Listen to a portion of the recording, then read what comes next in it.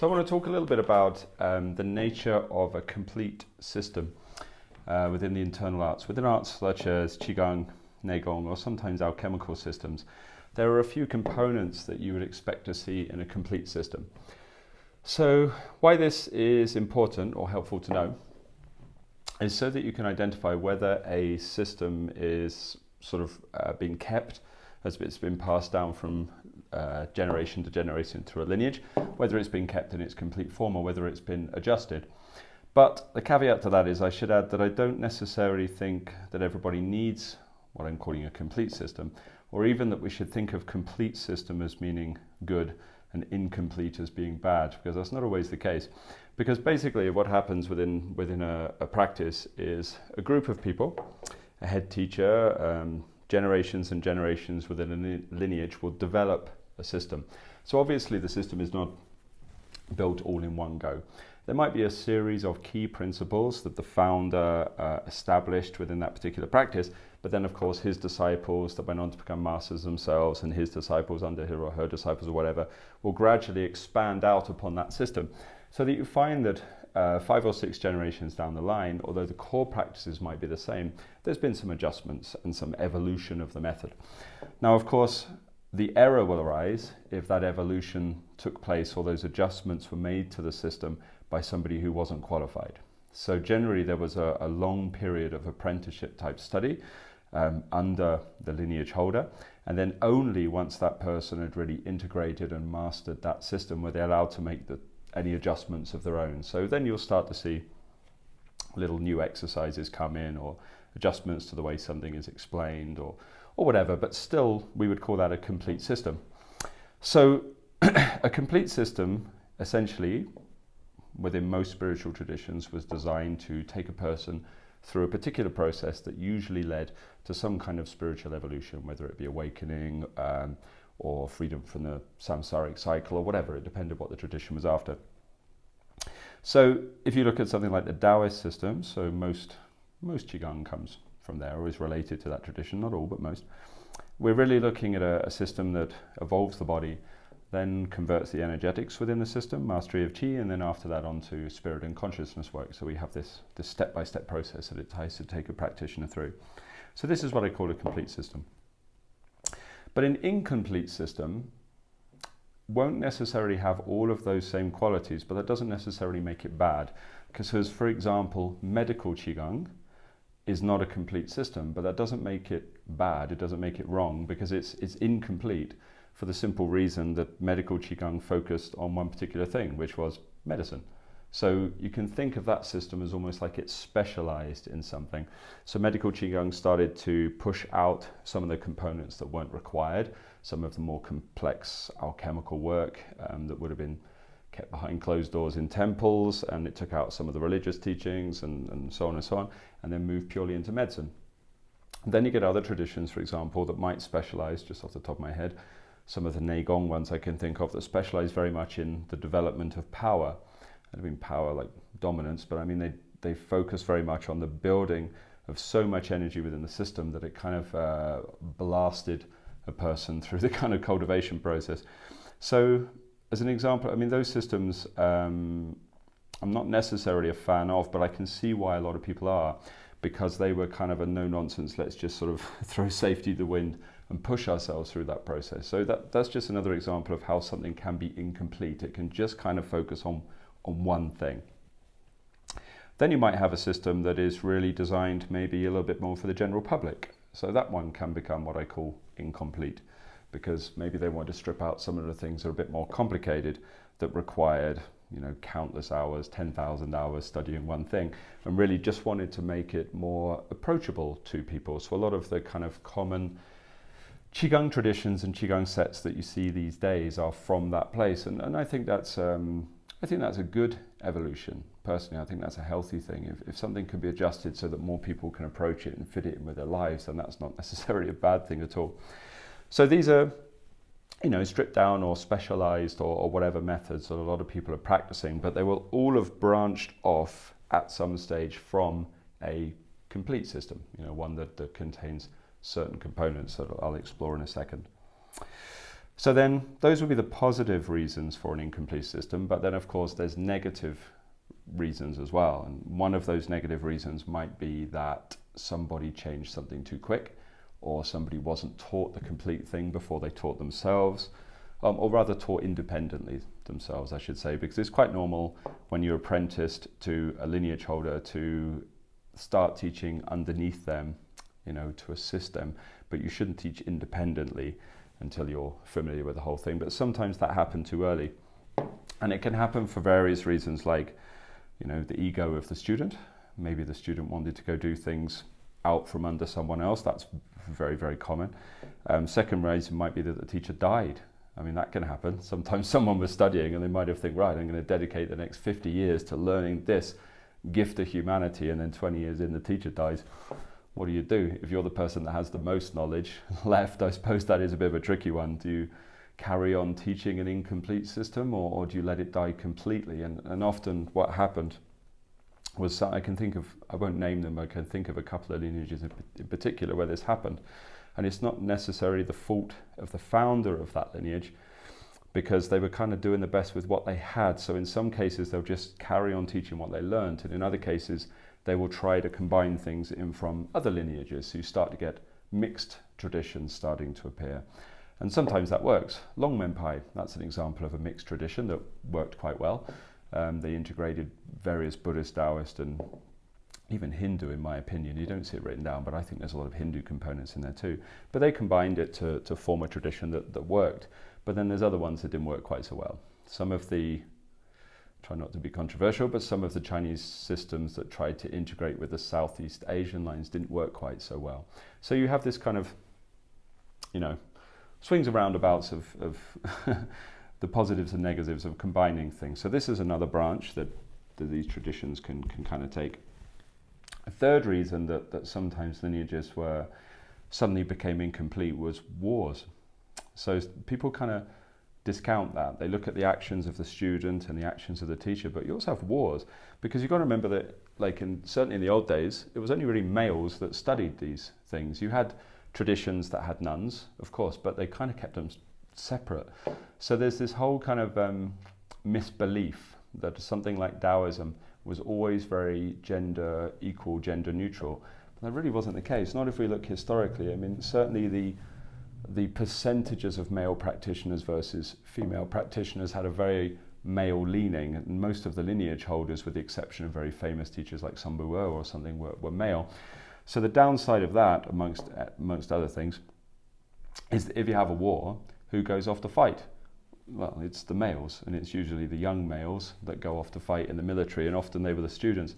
So there's a tradition I know of from the south of China that the majority of their lineage holders were killed on a train that was traveling during the First or Second World War. I can't even remember, I'm not very good with dates, but was traveling across China and got bombed, and there we go, that's the lineage gone. And of course, over history, there's been so many wars where young males have died, that lots of things have disappeared like that. So there's all kinds of, you know, occurrences or events outside of our direct control that can really affect how a tradition has been impacted or weakened or broken, or sometimes has had to be combined with something else. So it's a convoluted and complicated thing. With regards to the last example, I mean, if nothing else, there's definitely one more argument for teaching women back in those times, especially. They should have done, because of course women didn't generally go off to fight in the wars, so they would have preserved a lot more. So it was a little bit short-sighted perhaps.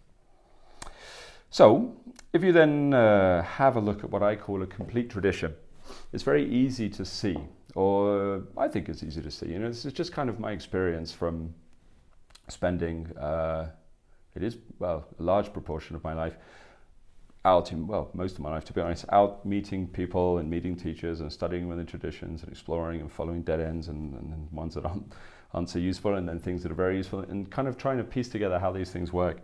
And the thing I noticed was that complete traditions that were aiming for all of the above, the spiritual cultivation as well as the energetic cultivation, they always had the same components.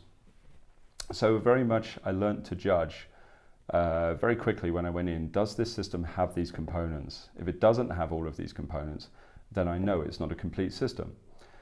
And this is what I was looking for. But if I then went into a tradition that wasn't complete, then there was another mental process for me to try to understand why.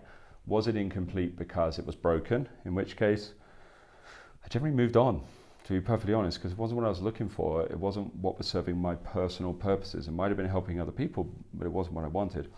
Or was that tradition not complete because it was specializing in something? And if it was specializing in something, then actually that still might be useful for me to study. So for example, one of my main traditions that I'm in, not the one I teach actually, but one of the ones that I study heavily, is very much specialized on two components.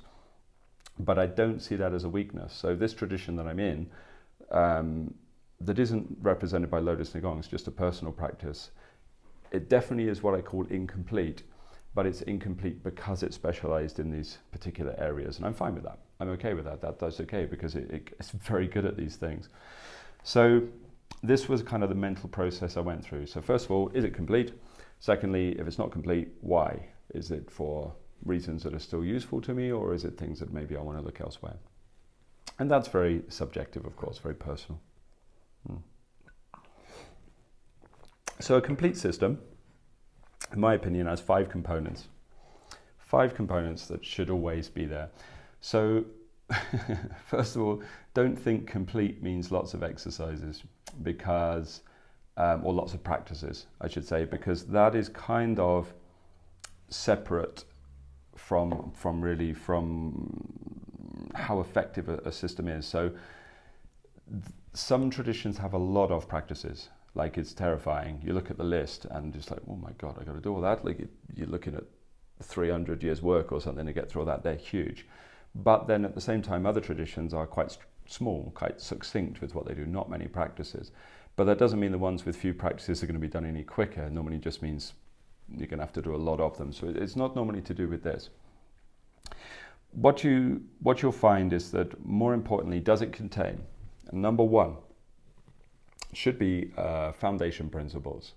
That's the first thing, and that sounds obvious, and it is, I guess, but you'd be surprised how many systems don't actually have any foundation principles. So what happens is you go in and you start studying, and certainly with a lot of the ones that I started with, there wasn't really any principles. You were just kind of straight into the practice. Stand like this, do this, blah, blah, blah. Move your arms, move your legs. But there was no quality building into your body. So it doesn't matter how good your methods are, your actual techniques, if you don't have the qualities, then those things aren't going to work. So this is the difference between what we call Fa and Gong. Yeah? So Fa would be a method, okay, a principle that you're, an exercise you're doing or a practice.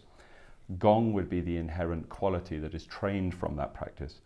So any complete system should teach you a series of gongs, a series of qualities that are built into your body. A gong is not an exercise. A gong is the result of an exercise that's built into you. So right from the start, when you engage with a traditional internal system, you shouldn't really do much.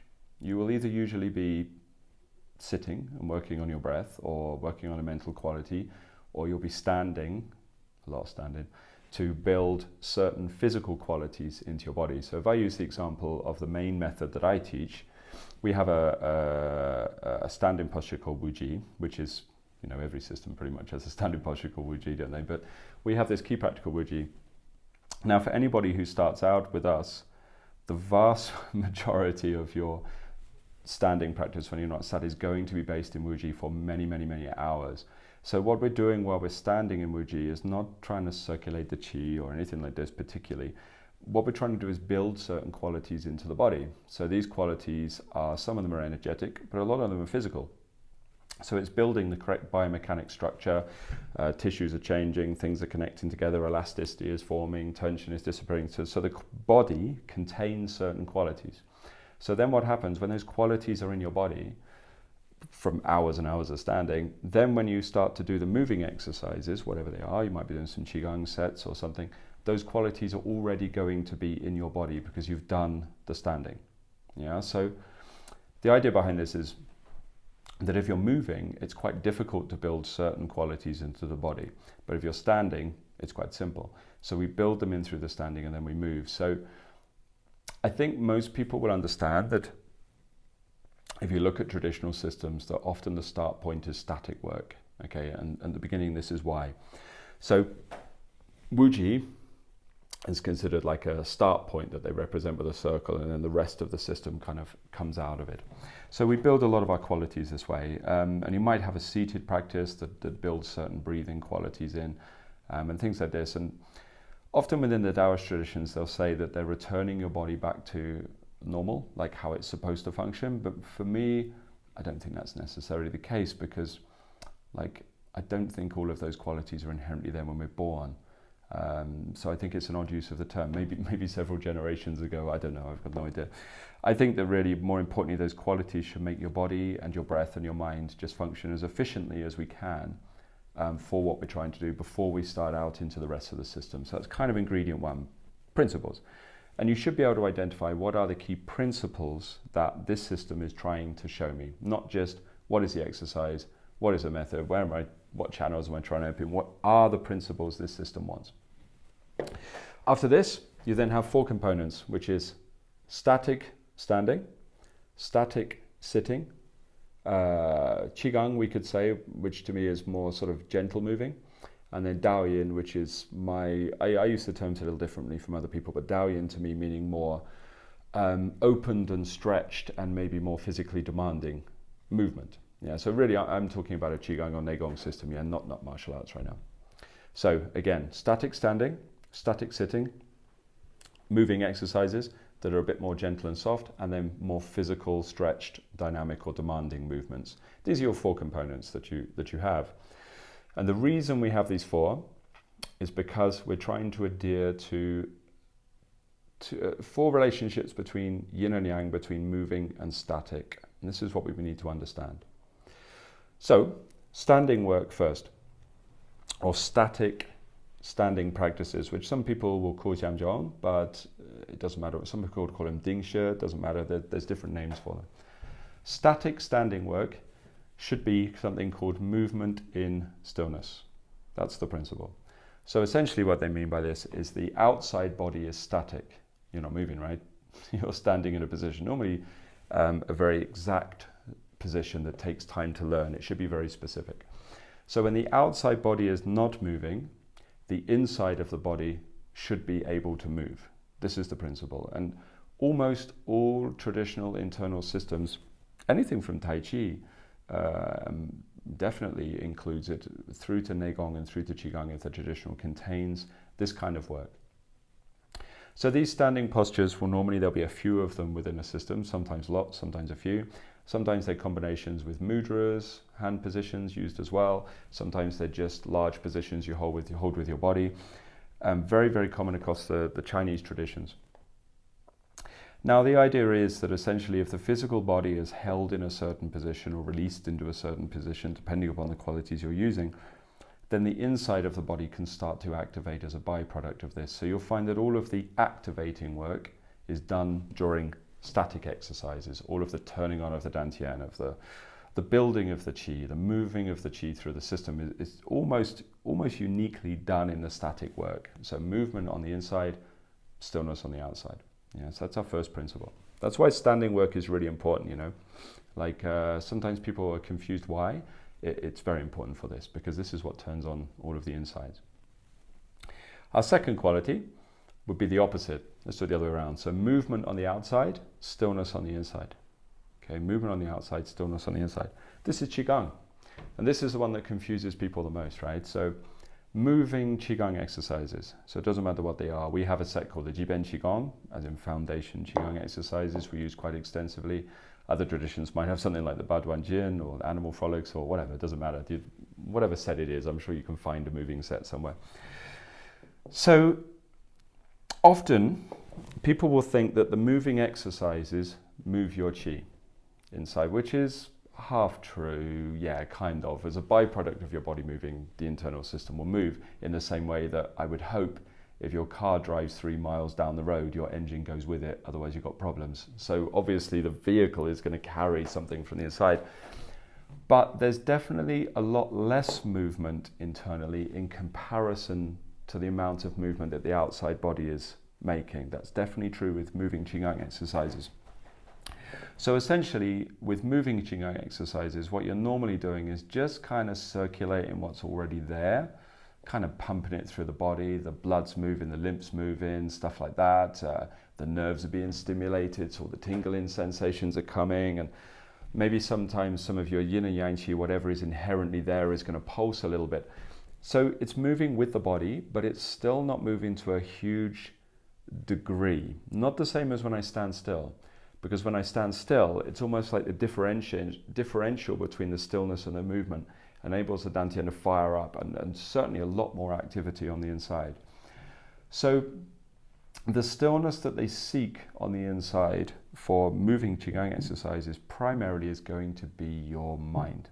It's going to be your awareness, it's going to be your focus, it's going to be the interaction between your mind and your body. So almost universally, for traditional systems, when you're doing a moving exercise, your mind should either be stable into the body or stable into the dantian. There are a few exceptions, but the majority of it's going to be something like that. There's going to be an object you're stable into. Okay, you're stabilizing with your mind. So the mind should be still. Therefore, the energy is pretty still. It's not stimulated in any way by the awareness. It's simply pumping a little bit just because of the movements you're doing. So it makes Qigong exercises quite weak for that activating process. The static work is a lot better. So an error for moving Qigong traditionally would be for the mind to be doing something at the same time as the body is doing something. So I wouldn't want to be doing a moving exercise, for example, whilst imagining a very complex mental image, or generating a color, or trying to lead the Qi somewhere, or something like this. This wouldn't be correct, because as soon as I'm trying to lead the Qi with the mind, or move it, or create an image, or something like this, I am now really adhering to a principle called movement in movement, which is not the same. We've now lost the key quality of Qigong, that it's supposed to have stillness on the inside, movement on the outside. So if you can understand this differentiation between these two, you can kind of see why static and moving exercises were used together. So within, if I use the system I teach as an example, but other systems will work the same that I know, is what you'll have is a kind of alternating. So what you'll do is, within a class or a practice session or whatever, normally you'll do moving exercise, static work, moving exercise, static work, moving exercise, static work. And what are you doing? You're alternating between standing still to activate the energy on the inside, so the internal movement is there, and then moving your body to kind of allow it to integrate into the system and maybe circulate things a little bit, but still the activation goes down, and then you stand still again, and then more activation, then you move again, and you switch between these two states. So it reminds me almost like a hot air balloon, you know? When you stand still, you're putting fire and heat, and that hot air balloon goes up, and then when you do the moving exercise, it gradually starts to kind of lose altitude a little bit, and then you stand still, and the dantian fires up, and then it goes up again. So you're getting this kind of peaks and troughs of activating the energy and circulating the energy. And it doesn't take long before you kind of get a feel for it yourself, and you can govern the times. So beginners will always ask how long to stand versus how long to move, and you give them a time just to keep them happy, usually. Here's a time, 20 minutes of that, 30 minutes of that, I don't know. And then everyone gets pissed off with me because they ask me, and I'll give them a different answer 5 times. And it's only because I can't remember the answer I gave them on the last 4, because it's not important to me, because I know that if they just practice for a little while, they'll feel it for themselves anyway. You know, just like I would assume a hot air balloon pilot doesn't have to time, I would hope not. I don't know anything about hot air balloon flying, but I hope they don't just time the fire to go up and down. I presume they know, and they can see when the altitude is changing, and there's a little bit of skill in there, I would assume. So it's the same with the standing and the moving exercises. So that's what's that. That's movement inside stillness, and that's stillness inside movement, yeah. Then the third part, no, I can't count. I apologize, because we have the foundations as well. The fourth part would be movement in movement. There's a double movement, maybe symbolized with 2 yang lines, 2 straight solid lines if they're using I Ching symbology. So movement in movement, which really is what I call Dao Yin. But Dao Yin, meaning to lead and guide, is a kind of overriding category that not every teacher will use, and even not every traditional system will use that phrase. They won't call it Dao Yin necessarily, but they will have an exercise that adheres, or a system of movements that adheres that principle, which is essentially a lot more physically demanding and opening and stretching movements. So Sometimes they'll even still call them Qigong, but you can definitely distinguish between the types of movements. So softer, more gentle ones, like I was talking about before, or physically more demanding ones where you kind of stretch open the joints. Sometimes they call them Daoist Yoga. Sometimes you'll see it called that, which is obviously not a classical name. I think actually often it's a buzzword so that you get more Google searches, but it's definitely a term that's been used by it, but I can see why, because of the stretching and opening. So these ones are more physically active on the outside, definitely. You are hyperextending things, you are elasticating things, you are sweating in an inappropriate fashion all over the place, and the face is getting hot, and yeah, it's hard work to do these kind of exercises. And often these were the kind of movements that were taken out of systems when they wanted to make them more medical for the elderly or people that have been sick, or because obviously if little Ethel, who's 89 years old, has been in hospital for a third bypass or whatever, wants to come out and kind of get her body moving, the last thing she needs is Dao Yins. She doesn't want movement in movement, because you're going to send Ethel to an early grave. So when they started to focus on systems for the elderly, they started to take these kind of things out, as they should do. So Dao Yin, a lot more movement on the outside, a lot more demanding. But curiously, especially if you've done the standing work, you have to have done the standing work first really, once you start doing Dao Yins, the inside of the body will move a huge amount as well, almost as much as it does when you stand still. Now, part of the reason for this, if we're being kind of crude with it, is because of just simply the overstress that you're putting in the body. So basically it's like the internal system kind of panics and kind of gets stressed and doesn't know what to do and fires up all the energy. So you're putting your body definitely into a very active process with Dao Yin, meaning they can be quite tiring. So these kind of exercises will really purge the body and clear the body, and they can move the Qi to a huge amount. So they're used within classical systems really to get that Qi from the Dantian that you've built in the standing work and push it into all of the channels. So I've not met many practitioners of Qigong who've managed to open a great deal of the channel system. And maybe there's a podcast there another time. Maybe that's not a bad episode. I think I'll do a podcast for you sometime, a discussion on what opening the channels means. Yeah, I don't think people are necessarily that clear on that. But I've not met a lot of Qigong practitioners that have very good and very open channels where the Qi is really built up and got into that channel system, unless they've done Dao Yins. Unless their system has had Dao Yins. That seems to be the kind of distinguishing factor between whether they did or whether they didn't, because the soft, gentle Qigong doesn't tend to do it. Not really. It doesn't quite cut the mustard. It's not strong enough to do it, you know. So you need the standing work, and then you need those Dao Yins. But then you also need the Qigong exercises to make sure things are smooth. Because I know systems that only do Dao Yin, and those practitioners tend to end up very erratic, very fight or flight, very sort of kidney stressed, and the nervous system's very fired up, you know, so it's imbalanced, it's too yang. So this is how we harmonize those components. So to summarize, because I realize I'm waffling a great deal here. Part one, foundations. They should be clear. I should be able to see these are the principles that the system wants. Part two, I can't remember the order I did it on. Stillness on the outside, movement on the inside. That's standing Qigong to activate the energy system usually. Next component is movement on the outside, stillness on the inside. So that would normally be gentle moving Qigong generally. A lot of what you see, if you type in Qigong on YouTube, that's what you'll see, isn't it? People in nice outfits with a nice background, tinkly tunes. That's normally those kind of exercises. Then the next part of it, I definitely can't count because this is part four, isn't it? It's movement on the outside, movement on the inside. So that's Dao Yin's more stressful movements, putting the body into a state of hyperactivation, really, a yang state. So if we look at the difference between Dao Yins and Qigong, to me, Qigong builds you up. Dao Yins break you down. Yeah, but neither of those are necessarily that useful on their own.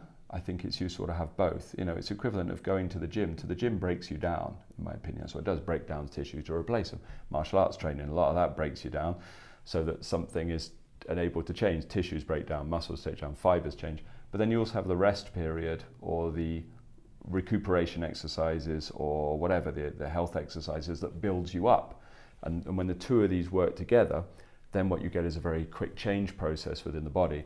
If I equate that with martial arts, I've been to martial art classes that really break you down and don't do anything else. If I think of the 80s, when everybody wanted to be, you know, bloody Jean-Claude Van Damme or whatever within the movies, there was just an obsession that it was like blood and sweat was the way forward, and people even talk about it, don't they? The good old days when all we did was bleed and sweat, and then when you look at their bodies, they're fucked. Their joints are wrecked, and they're covered in the strapped up, and they have to put on their fucking harness corset thing to hold their body together before they go into their martial art class or something, and they can't see that perhaps the state of their body was because all they did was breaking down all the time, and you can only break a body down so much before it breaks, and then that's it, you know. Whereas other systems, like sometimes overly soft Qigong, Tai Chi, only focus on building up. So they kind of trying to give energy and kind of this kind of nourishment of the body. But curiously, if you don't break the body down sometimes, if you're just kind of doing these nourishing exercises, after a while the body gets kind of stodgy. It's weird. You kind of get saggy and kind of a bit dough-like. So it doesn't really work either. So something has to break down and then something has to build up. And this is this kind of yin-yang, I hope I explained that okay, but this is this yin-yang balance that we're trying to get through our training. And within Qigong, or Nei Gong, this is often done with the difference between Daoyins and Qigong exercises. Daoyins and Qigong is to harmonize, build you up, break you down, to create a system that is very efficient with regards to your body and your energy. And then the final part would be stillness on the outside, stillness on the inside. Now this is actually the hardest one to define, because obviously we're talking usually about seated meditation, like the most yin of all the practices. But as anyone who's gone into meditation knows, actually some meditation can be quite active, and some meditation can be quite demanding, and some meditation can be quite tiring, even though you're just sitting, because meditation is a whole system on its own. But if we generalize, what they're implying is a static body, which is usually sat down, and then a static mind and a static quality on the inside, usually seeking for some kind of stillness in order to develop the correct mental qualities for the system. And generally what you find is they'll make sure it's sat rather than stood, because the difference is when you stand, generally standing still starts to activate things, and as soon as I sit down, open the hips, root myself close to the earth, then generally everything calms down a little bit, and then that inner stillness, that mental quality can start to build. So then we have stillness and stillness, right? And I won't go into that one too much, because generally that's the final part of a system. You might touch on it at the beginning, but it's kind of final one you really get to grips with. I think still on the outside, still on the inside is definitely the trickier one that you will get. You'll master that last, right? But often the ability within that particular component, double stillness, true yin, will really depend on how well the foundation has been built in the others. And this has long been my opinion, that there are meditation systems, obviously, to start with meditation. But I think for the majority of people, not all, some people can go straight to those, but for the majority of people who don't already have a naturally, you know, monk-like tendencies or whatever, I think it's very useful to go through the other stages to learn how to activate the energy and move it and circulating and build that. And then the static work becomes a lot easier, definitely. So this final component rounds it out to give you stillness inside, stillness on the outside. And this really, to me then, is a complete system. So when I used to, well, still do, travel and get an introduction to a teacher, because most of the stuff I've done is not, it's not like I've been able to go on the internet and type in, you know, wherever I'm going, Beijing, Qigong classes, teachers, learn, and then up comes my contact. I'm not able to do that, because those kind of schools are great. They're good. They're really good for people to go get a basis in what they're doing, and for beginners I think they're awesome. But obviously that's not really where the depth is. Generally, if you want to go really, really deep, it's definitely still in Asia, it works very much on introductions. Handshakes, introductions, letters of introduction. You're going to have to sacrifice several years, probably more, to go meet this guy, and then this guy, and then this woman, and then that's wrong, and I don't know, and then there's politics, and it's very complicated, but it takes a lot of time. So all of my obsessive hunting really has been trying to track down these different lines that I want to study within, and teachers that I want to to help me really to understand these arts. So I got to see a lot of different traditions, and some of them I studied in, some I didn't. But if I were to break down really how you would distinguish between a complete system and an incomplete system, that would be it. That would be, does it have those components? If those components aren't there, maybe presented in a slightly different format, but if I can't categorize their work into those 5 categories, it pretty much tells me that the system has been made incomplete for some reason. And like I say, maybe specialism, maybe something got lost, maybe something got confused, I don't know. You know, it depends very much on the system, but this is how I would tell. So, a bit of a shorter one today, but yeah, hopefully that will help. A little bit of an overview of it. And I have to go because I have to go and drive a few hours away to teach the first course I've done in ages. So thanks very much.